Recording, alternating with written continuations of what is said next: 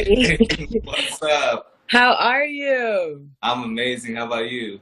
I'm good. I feel like I saw you during the EYL thing that one time. Yeah. We ended up catching up for a couple of minutes, but yeah, now but it still feels like a long time though, forever. It was before COVID, and COVID feels like it's been going on for 20 years. Yeah, exactly. Yeah, COVID years is like 10 years. Yeah, so it feels So, like forever ago. so I was just telling them how you and your wife were the very first people that I actually coached paid. And the very first podcast that I did. So it's really dope like having you here. But talk to me, what's going on? What's going on with you? What do you want to talk about? Hey, I'm here to just kind of celebrate and congratulate everything you got going on. It was crazy because I seen you with the post with Wax proposing to you, and then I remember you seeing you with the baby. Now you're about to be a wifey, and it's been a crazy journey. So I was just like, yo, I gotta hit you up. We gotta link up because I remember kind of how it all started. When you were there when it all started. I was literally there. Before it all started. Yeah, at the RIDE conference, and like literally to see like the transition and then see your growth too with what you're doing with the podcast and how you're killing it. And I just wanted to definitely like just, tap in and just connect with you and, just, what I'm saying, just really jump on live with you. Of course. So I was telling, when I think back to that day at the RIDE conference, we're talking about September 2018, right? Yeah. Around that time. I remember I flew into Atlanta. And it was on a whim that morning. Everybody kind of knows that story because I did a whole episode about it. But I met two people, and it was you and CJ. Yep.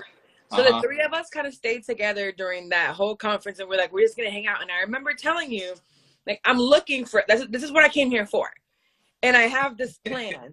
But now seeing how it all evolved, I remember there was the time when I was like, oh, I think I saw Wax. And you held my seat at one of the places. And I'm like, I'll be back. Just hold my stuff here. Like, I could have left the bomb there. You didn't know me. Right. So, and then I left to go meet Wax, and then I came back. What do you remember, baby? Do you remember what it was like, or what it was like when I told you, like, I'll be back?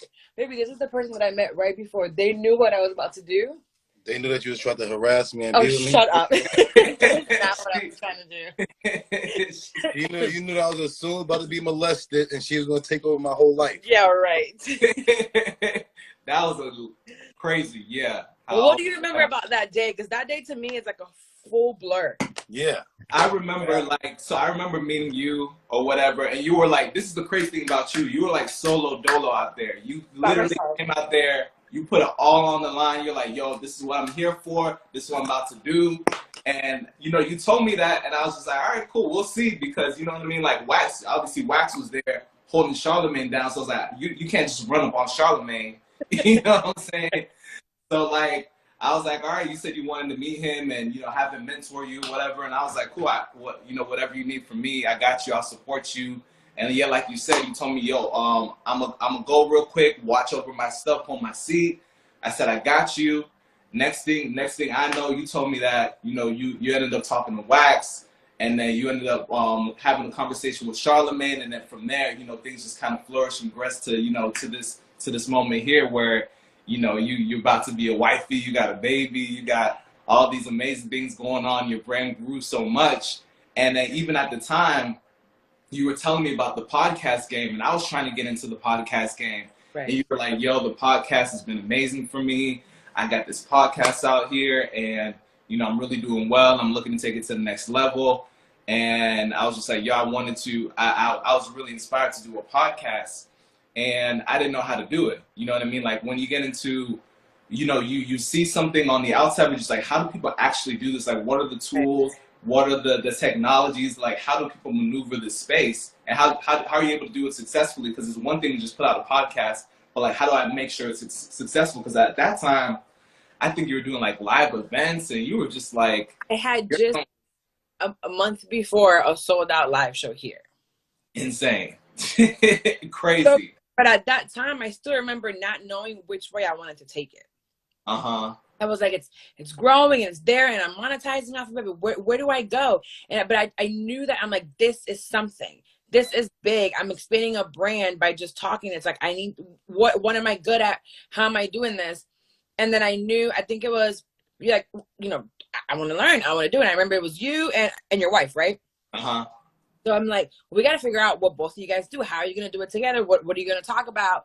And then it was maybe a month or two after that I was like, I'm going to start, or maybe later. I don't know. When did we do the coaching call? Do you remember? It had to be a few months later because we Probably a year. yeah, I think we talked about it. I forgot the exact date, but yeah, I hit you up and I was just like, yo, I want to learn from you about the podcasting game.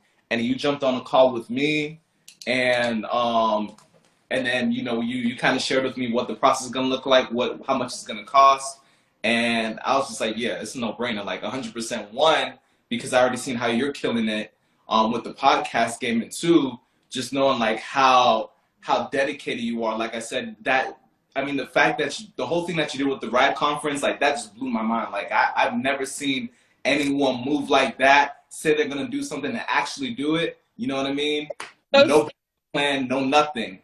I had no plan. All I knew is that I had to figure it out. And when you hired me to do it, I remember putting together, I said, I'm going to do this coaching thing. Like I get the same question all the time. How do I do it? I was self-taught. I didn't have a big audience. I wasn't famous. I wasn't Insta famous. Like nothing like that for me to be able to get to where I was. So I'm like, if I can do it, someone else who's dedicated and willing to put in the work can do it too. And I remember I'm a CPA and I was an accountant. That's what drew us together. So I'm like, I'm an accountant. And you hate this, and you're like, well, I actually like what I do. And I'm like, good for you. So I remember having to put a price on what I knew and my knowledge. And that was so hard for me. Because I'm like, I'm supposed to charge for what I already know? That doesn't make any sense. Right. So by probably the first 20 people I coached, I charged $50. One-on-one, that was it. I was just charging $50. And then I remember a couple months later, I charged $99, and I was like, oh, I am right. $99 for an hour? What is wrong with me? Right. Like, what was I offering? And I had to have a proof of concept of launching this show and how I was going to teach people to launch it in 30 days. Right. And it was that proof of concept. And you guys ended up doing Money in Merlot. Yeah, we did Money Merlot. That was the first one. Literally, you gave us the whole layout playbook of how to do it. And the podcast has been like super successful. Like we've had thousands of downloads. I could admit that we haven't been super consistent. We need to do a lot better at being consistent. But like, yo, that podcast is like literally as soon as we put it out, even the title Money in Merlot, people love that because just to give you all some background. So my wife, she's a wine educator. She's a wine enthusiast. So she talks about wine, and I talk about money and personal finance, which is not like the sexiest thing. So we kind of combined the two, and we had Money in Merlot. And with that, yeah, we had thousands of downloads. I don't even think I told you this. This is the dope thing about getting a podcast, and this is what people need to understand about getting your program idea to launch. If you guys are not in there, definitely go ahead and tap into it. But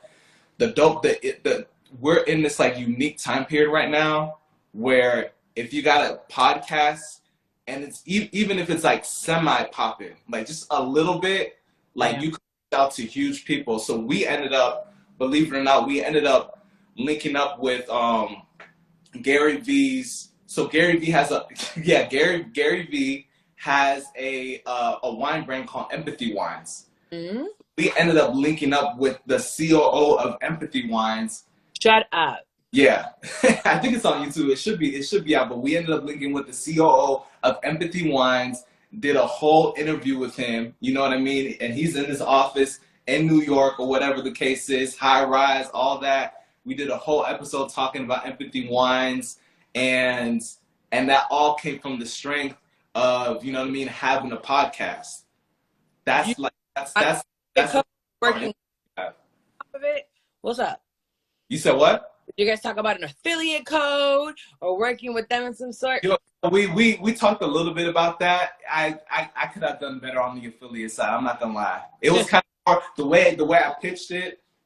Maybe I pitched it a little bit too aggressive, but I pitched it to really just benefit, you know what I'm saying, like him. And I was just like, yo, you give us a link, any sales, whatever, you know, you come through and you can see it's coming from us or whatever the case is. So Yeah, but it opened that door, right? Because potentially, who knows? Maybe we can do something with Gary Vee or whatever the case is, right? You never know. Way in. So whether it's through that COO, you have a contact. So you have a point of contact. And that's Right. something I've been able to do just because she works in wine and you work in finance. Yeah. So, and people, I don't think people realize, just be consistent. Have the platform. If you don't have a platform for someone to come in and speak to you, well, they're just going to talk to Joe Schmo. All because I'm Carla, come talk to me. Yeah. That's how it works at all. Have a platform. Give them a reason. Yeah. Because even if it's 50 people, 100 people, 500 people, it's okay. It's totally fine because that's 100 people they usually don't have. And for a company, you can be a micro influencer. It's okay if you have an audience of 100 people weekly. That means a lot. 100%. That means that they're faithful to you and your brand, no matter how small you are. So they trust you. Yeah. And that's another thing. So even to that point too, right? Just to be transparent about it, right? So we're Black, you know what I mean? So like for them to be able to speak directly to the Black community, my wife talks and has a lot of Black people that follow her, Right. and want to learn about wine and stuff like that. So this might be the first time they're hearing about this whole brand over here. So they're probably seeing that, and he was probably like, oh yeah, for sure, we need to get on here because now we can tap into this whole market or whatever, right, and be those people too. So yeah, now that's she's not just a wino. She knows what she's talking about. Like me, I Aldi wine, right? $8.99, big old, get me.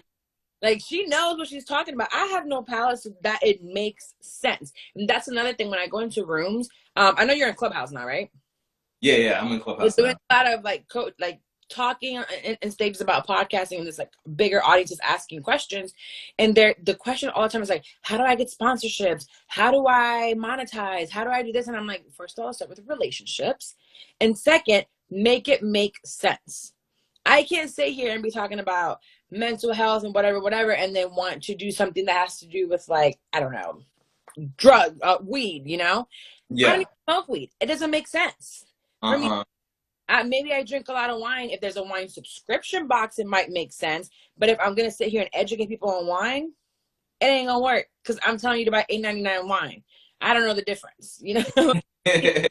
Educate us on that. So it makes a lot of sense for you guys to be able to do that. So make it make sense when you're looking to partner with someone, to do a brand partnership, and start local. Wow. Yeah. That's one thing people take for granted. Like starting local is so much easier. And then that gives you kind of like, it shows other brands, oh, she knows what she's doing. Let me see how she does the ads. Let me see what her conversion rates are. Let me see how she works with other brands, because local brands are still brands. Yeah, 100%. And they, like you said, it kind of gives you that proof of concept. And even along with that too, is on top of local, you know what I mean? I think people also need to connect across, you know what I mean? Or network across, you know what I mean? It's people who have similar following sizes of you or in the same industry or the same niche or whatever. Like people take that for granted. Like you know what I mean? Like we went for the big dog, you know what I mean? We want to try to go all the way to the top, but we didn't have to do that. We could have continued to work with other micro influencers and other people who are in the same industry as us. And again, it's just continue to build that following, that trust. And like, listen, to this day, like people are still downloading the podcast. That's the dope thing about podcasting too, right? Yep. You got Instagram pops up. You probably may see a post for like 48 hours or whatever. And then it's pretty much over with unless you got some creeper going through your, timeline, going all the way back and looking. But X. Exactly, right. Your ex trying to creep up on his like, let me see what they've been up to. Right. But yeah, no, with the podcast, that stays forever. And so to this day, people are probably still listening and being introduced. You know what I mean? People, like, even with my business too, right? When I help people with accounting and taxes, etc., like when people Google my name, that podcast shows up, and that gives you even more social proof that, okay, this guy is not only, in the industry, in the field, but he's actually educating, he's active, he's willing to share, they get to feel me out, feel like my personality without even having to speak to, they don't even need to interact with me. So by the time they talk to me on the phone, it's like, yeah, I know you. Like, you know what I mean? Right. It's easy. When I look at your stuff now, it's like the both of us, I remember I didn't have a large following at all. Then I look at stuff now and I'm like, oh, you're with Hollywood Unlocked doing things. You have, you had a whole book. Yeah. Like you published a book, bro. Yeah. what you're doing, are you still working like corporate? Are you? Yeah. So yeah, mostly just the business right now. So all business right now. So yeah. Yeah, so you're on. All business. Yep. That is so good. I need Hmm. to put it together, like really bad. Y'all might be like, you know what? I might need you. No, but my CPA that I was about to get my life together with my money and my finances, she had her baby early. So we gotta figure this out now. Okay.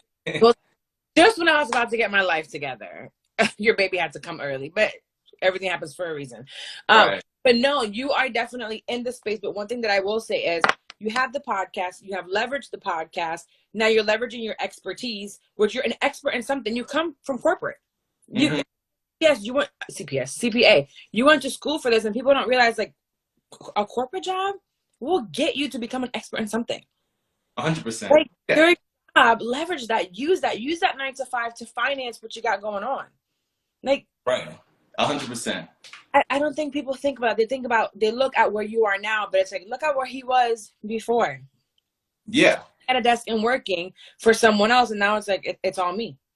Right. Exactly. And that's that's another thing too. People feel like they have to go full turkey and go just jump out the water and go all the way in. You don't got to do it like that. You know what I mean? I think even with you, you know what I mean, you were working corporate, but before you made that leap, you had savings. You know what I mean? Like you gave me the whole breakdown. Like, yo, I saved this much. I know my expenses are gonna look like. This is what I put. Back, I took the cable off. There was no house phone. There was no Netflix. There was no nothing. All I had was internet. My daughter and I knew we had to like eat at home, not eat out so much.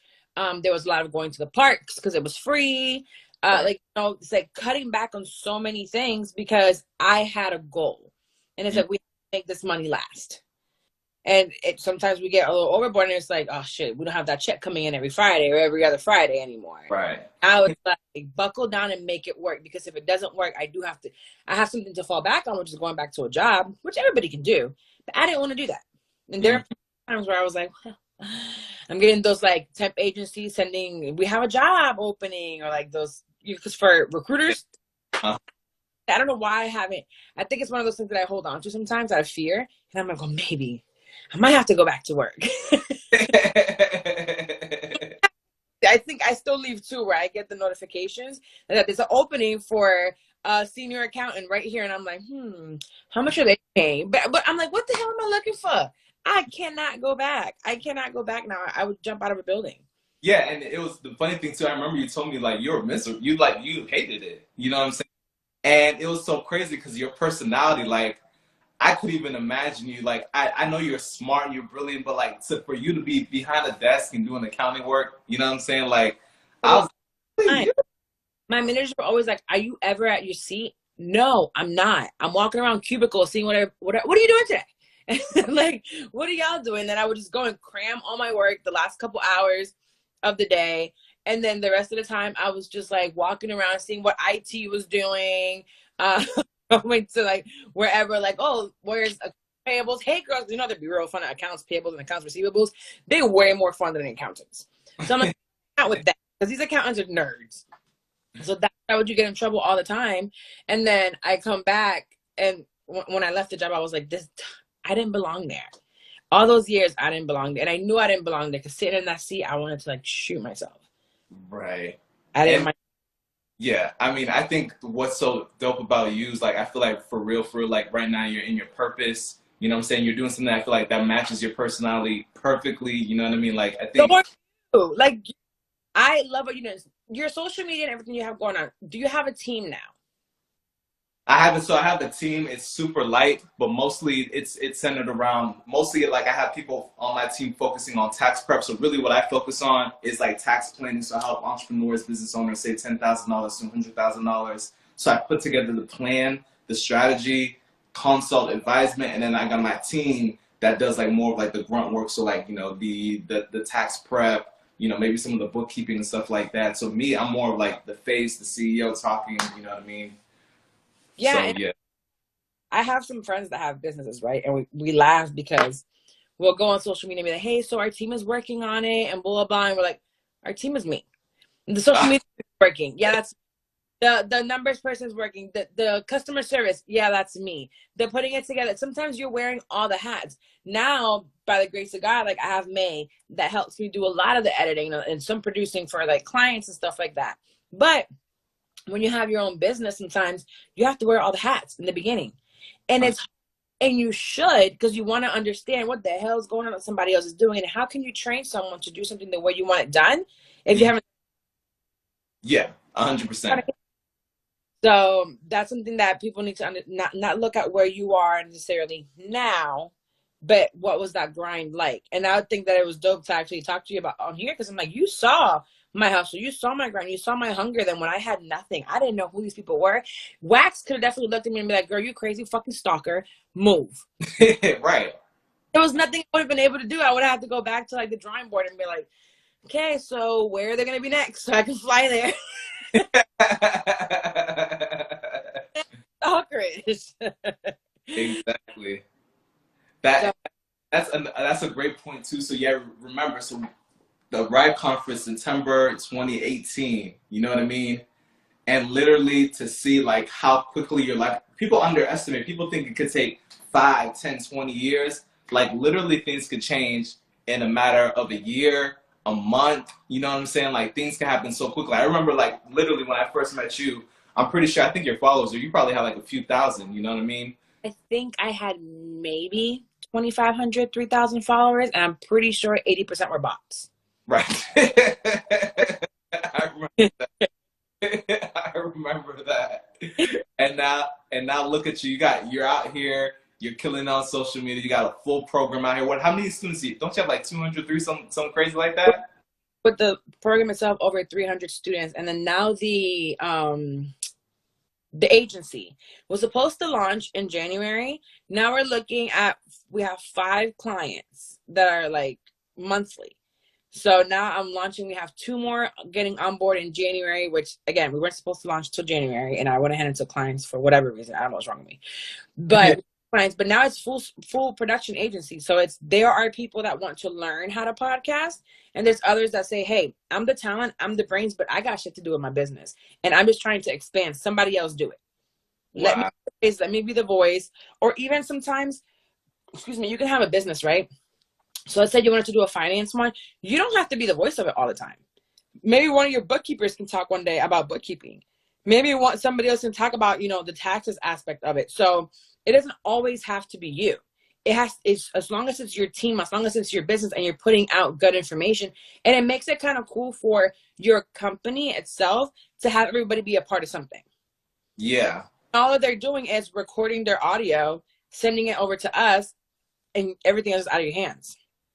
Wow. Editing, notes, publishing, the audiograms, all that we take care of, send everything, post everything, and then he's like, here, you can post this on whatever social media medium you want. I might need to highlight you about that. Podcasting, it takes a lot of time. That's one thing that people like, oh man, this is going to be so easy. I'm like, no. You're going to have a lot of sleepless nights. You're going to have learning curves when it comes to editing. You're going to have to figure out what looks good or what doesn't look good on your social media. You have to figure out, when to post, how to post, doing it on time, who you're recording with. When you have an agency and you're at that point, if it makes sense for you financially, it's like, why not? It's an extension of your brand, an extension of your business. And that's where the agency is really focusing. As an extension of someone's business. As an extension of someone's brand. Not necessarily, it could be if you just want to like shoot the shit and have a podcast about just talking about anything. Yeah. Or anything, it is what it is. But I think for the agency itself, I want to focus on some type professionals that are like, this is my expertise, mental health, finance. We have a doula. She does things herself. So it's like, you're an expert at something and you're giving that information out. And it's very niche, it's very specific, but I just have time to record. Like, set up your recorder and mics and send me over a raw file so I can take out those ums and ahs and background noise and make it sound good. Wow. That's really exciting. Next level. That is insane. But then at the same time, we have the academy for all those students that are like, what? I just want to put my foot into it. I have the time to teach myself, and it's here. Wax always talks to me. I don't know any of his analogies. He's just gonna kill me for using his analogies. But he's like, you gotta do it like the drug game. I don't know shit about the drug game, but the drug that you have to have nickels and dimes and ounces and pounds. Yeah. All, like you have to have all of it. So it's like the agency is the high tier, but then we have the academy and the course. Then we have private coaching 101. Then you also have something with just an ebook, you know, something as small as Oreo that I'm like, I just really need a piece of your course. I just want that piece of it. Okay, I'll sell you that piece by itself. So, as a business, always figuring out how to break things down because you have all kinds of tier clients. Yeah, no, 100%. That was another thing I had to learn too with business. And you learn so much as you go through business and jump into it. But yeah, for me, I was so focused on like that high ticket. So I was to use that analogy, I was bricks. I was way up there, right? And then I was like, no, I need to break this down to something that everyone can have. So now I got stuff that's free, stuff that's like $10, $20. That's why I had the book. The book is just like, okay, well, maybe you can't afford to work with me one-on-one, but at least you got this book now that you could read. And then I got an audiobook form. So if you don't want to read, so like I got all things, everything. I would love to write a book one day, but I don't even know where to start if I have the time. Yo, it's a lot easier than you think. Yeah. I guess so. I don't know if you know my boy Ash Cash. He has a really good program on writing a book, but really the book game. If you know what you want to talk about, probably for you could probably put like a really good podcasting book because you're like literally the guru in that space. Like you know so much about putting out podcasts or whatever, but it really, as long as you have the knowledge and expertise, like it's easy to get the information put into a book. I wanted to do a book of my journey. So Yeah. not even this part, the shit I'm 30 part, I wanted to make it into a journey up to where I am now so then I could do a follow-up later. But I'm like, can I get a ghostwriter? Can I just talk to somebody and they put it together for me? I'll give you some free game right now. So really when it comes to the book, all you got to do is speak it. Like that's the game. So you the podcast. Huh? My Yeah. podcast, my journey. You gotta check this out. All you gotta do is speak it and then have someone transcribe it. Like so you're already doing that with the podcast. You know what I mean? It could be, so check this out. It could be basically the goal of the book is you want to have it, I think it's like 60 pages because that gives it a spine. So it's like a legit book. So you want 60 pages on a Word doc. So that's literally for you, it's probably like 10 chapters. So that's like 10. If you really wanted to make it super easy on your life, you could do 10 podcast episodes about your life, chapter 1, chapter 2, chapter 3, and then have someone transcribe it. You got your book. That sounds like a thing. I'll just pull some episodes. Let's pull this one. Right, exactly. Because you're very transparent. You always share about your life and your journey. So yeah, I'm sure your book is done. You know what I'm saying? Pulling the podcast episodes, having to transcribe, and then if you need to go back, you go ahead and edit it. You got someone come back and like re-edit it and reword it for you to make it actually put it like into book form or whatever. So yeah. Self-published, and it's super easy. Yeah, I mean it's you go ahead and put it on Amazon, making money in your sleep, literally. People, in the morning, people are buying my books. I got it on Amazon, and I also got like another website. So the other website, I have to physically ship it, but yeah, self-published. You don't need a publisher. It doesn't cost anything. I mean, the books, really for printing, $3-5 the most. You know what I mean? Like, yes. That's crazy. And with Canva nowadays, you can do your own like book cover. Yeah, 100%. Oh man, I'm really gonna look into it. I'll have some time in 2021 to like kind of like get it together. But I would love to do a journey just because one, I am really transparent, gets me in trouble. But two, the same reason why I started Shit I'm 30, but now I'm pivoting with the podcast in a different, kind of the same way, but in a different direction a little bit, just like pivoting a little bit for 2021 30. And I'm like, I want to show that journey because I didn't have anyone that I really looked up to or that I saw doing it this way. You know, I think I saw a lot of white folks that took risks, or I think I saw some people that never wanted to show the journey. And now I think we live in an era where people are a lot more transparent. So you're like, look, this is where I was and where I'm going. But now it's like, I feel a responsibility. Like, I have an audience. Why not show that? Because again, I don't want people to think that it was like, oh, it was overnight. You knew what you wanted. You knew your purpose. I love talking to people. I love and don't love talking to people like, I don't know what my purpose is. I don't know what I'm here for. And I'm like, it's going to come, but you have to try different things. Sitting at home is not going to help you find your purpose. Yeah. You can't just be on the couch like, you know what I'm saying, trying to meditate. You got to be out here. And this is the thing. This is going back to that point, kind of tying it back to what we talked about in the beginning, right? You were probably still trying to figure out your purpose. You knew what you wanted to do, and you don't know like what the universe or God has planned for you. You did not, I guarantee you did not come to the right conference planning on having a full husband, a baby, like a whole. Vision for all of this was like, I remember asking him, mentor me. He gave me his phone number and his email.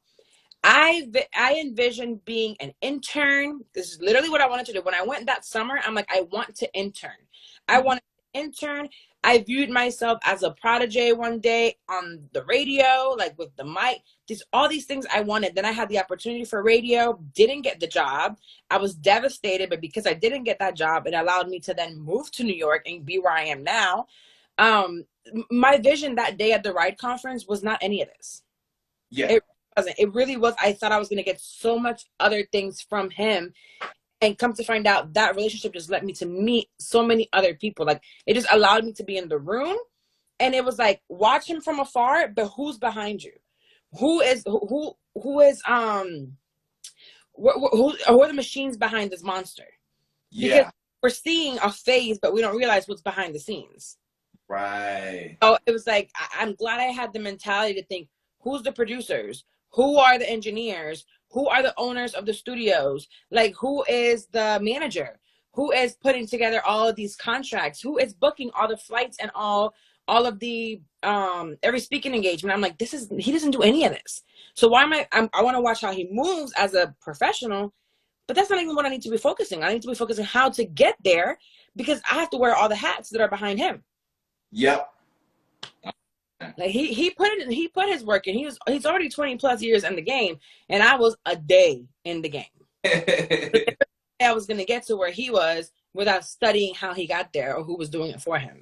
Yeah, 100%. So yeah, that's two key things there. Like, you just gotta move. You know what I mean? So as long as you move, things are gonna start revealing themselves and start opening themselves. And then too, like you said, like, you being open to that mentorship, you know what I mean? I think that was something that he really liked too, because he's a very giving and open person. Like, he likes to mentor people and help people out. So I came around, he didn't have time for that. He's just like, the door's open, figure it out. Like, you are now within feet, figure out what you're finna do. And I'm just like, I had to be grateful for that, because he didn't have the time to mentor me. He didn't have the time to any of that. But I had to then find a way. I think some people would have been stuck. And again, I had to shift my mindset from radio. And it was like, I was going in the wrong direction. That wasn't for me. That's not what was for me. So I had to be willing to say, you know what, let me give that up and see where God's taking me with this. And I ended up with the academy and the agency, and I didn't expect any of this. Yeah. And to me, like, low key, to me, that's even bigger. You know what I mean? Because one, the impact is bigger. Like, you're actually, like, you think about those 200, 300 students that you have, like, individually, like, you're changing all of their lives. Like, the fact that we work together on the podcast, you changed my life in the sense that I was able to connect with this really big COO of a company, of a major brand. And, like, you think about all those individual stories, like, that's you as an expert in your field. So when you're pitching to someone and saying, hey, I'm a tax professional, whatever, yeah, I actually have a podcast about this too. Consistent or not, you should be more consistent. So we got to talk about that. But consistent or not, that platform is there. They can hear you. They have the proof of your process. And now it's like, oh, here I am. This is me teaching. This is me being here. Then you can be on TV like you have been. Then you can be behind in a conference like EYL. Like, they're huge now in business. Businesses need CPAs. And yep. And so you can be a business person all day long, i.e. me. I was an accountant. I can't do shit with my numbers. My numbers are fucked up. I'm just So it's like, I'm seeing all the money coming. I'm like, man, you cannot be the brains of the business and also take care of your finances. Right. It's impossible. And I just learned that I'm really fucking up when it comes to that. So it is what it is. It's just knowing your limitations. And I had to learn them the past couple. Yeah, exactly. On your skills and everything you're good at, and then just delegating and bringing on people, when you can. I know. Well, I gotta pee because this baby.